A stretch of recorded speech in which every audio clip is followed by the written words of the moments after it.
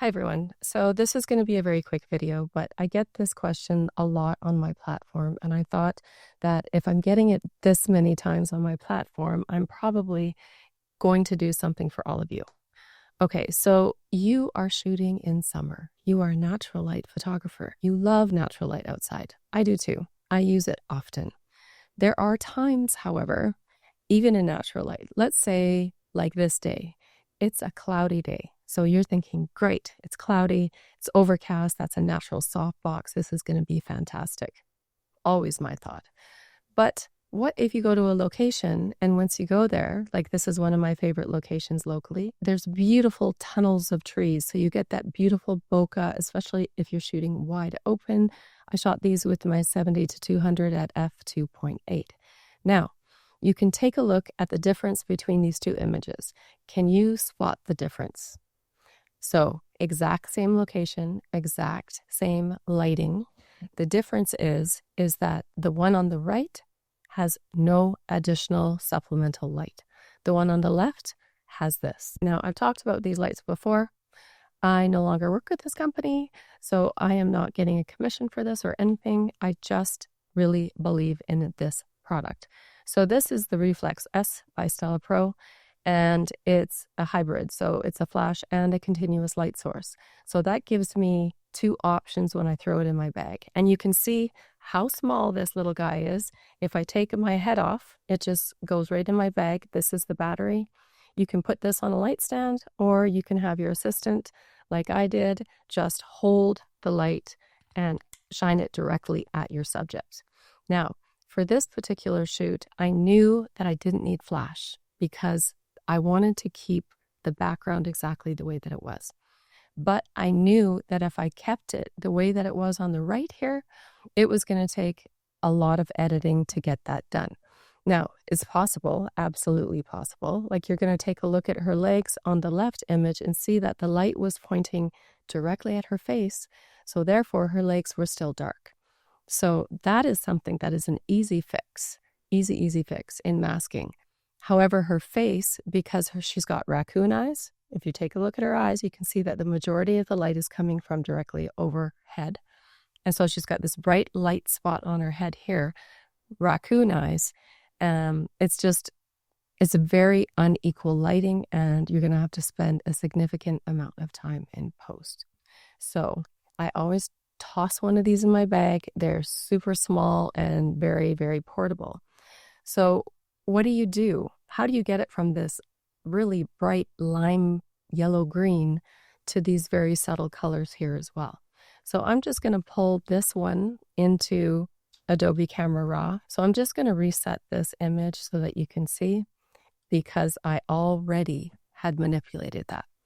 And all I do for this is I come right into my color mixer here. I'm in my hue tab. I'm going to pull my yellows all the way to the left. I'm going to pull my greens all the way to the left, right about here. Go to your saturation. Pull your yellows all the way down, all the way down. You can leave it there, or you can pull your greens down, and this is where you're going to get that cooler tone in your greens, something like that. So it really just depends on how much of that lime yellow green you want gone and how much you want to keep. I like my colors in these outdoor portraits very, very muted and subtle. I do a lot of embellishing in them.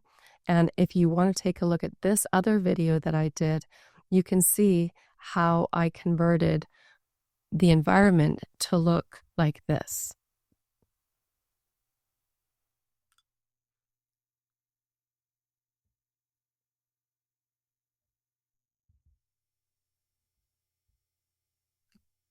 Okay, so you can see in here, I added all kinds of embellishments around these images so that it looked like there was foliage around her. So this video will show you how to do that as well. So here we are. We have adjusted all of those nasty lime yellow-green colors. What do we do about her legs? Well, it's so easy in Lightroom or Adobe Camera Raw anymore. Just go to your masking. We are going to grab our stylist, if I can find it. And I'm going to choose objects, which is right here. And all I'm going to do is just draw right around the area that I want to affect, like this. And now it's going to choose her legs, just like that. Easy peasy, right? And now all we're going to do is we're going to pull up our exposure. We're going to pull up our shadows and probably a little bit of the highlights as well. Now, looking at her legs now, the color, the exposure, all of that matches her face beautifully. Okay, there are some problems with it, but I'm going to show you how to fix that next. Before we head out of here, I'm going to go back to my HSL and I'm just going to reduce my highlights overall, just like that. You can also increase your shadows so that the darks in the environment in the background are maybe not so dark. And you could also reduce your contrast, which will soften some of the shadows on that right side of her face. Okay, so something like that. Now, you could get much more meticulous with this, but for this very short video, I just wanted to show you these quick tips. Now we're going to open her up in Photoshop, and I'm going to zoom into her legs down here. Now, if you take a look at her legs, there's a severe blue-gray cast on the outside perimeter of her legs. And all I do to fix this, you guys, super easy, blank layer, grab yourself a color blend mode, just like that, and using a soft brush, all you're going to do is sample her color of her leg, and you're just going to come in and just paint that directly on so that the rest of her skin, all in this area, will match and you won't have those weird blue-gray casts on her legs. Okay, just sample the area that you're trying to affect. So if you're painting, you want to paint the color from her leg onto this blue-gray portion, just sample a color directly next to that so that it's as close to realistic as possible.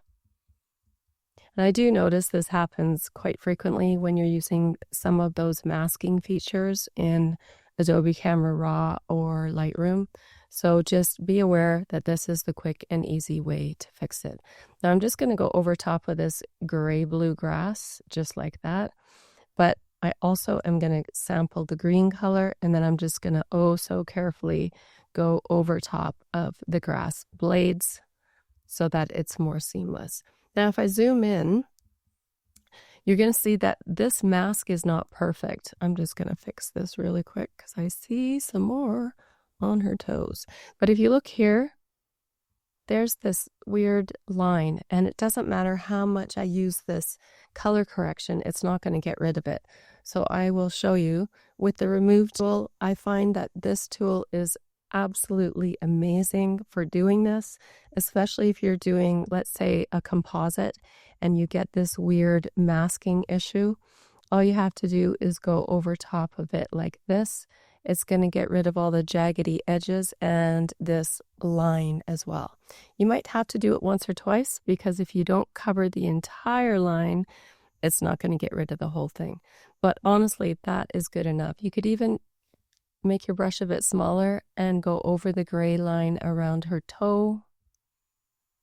So every time you have these weird, anomalies on the skin from masking, whether you're masking for a composite or you're masking for just doing stuff in Adobe Camera Raw or anything like that, then you're fine. And that's how I would do that. This image here, I painted it, and for painting, I always want dynamic lighting.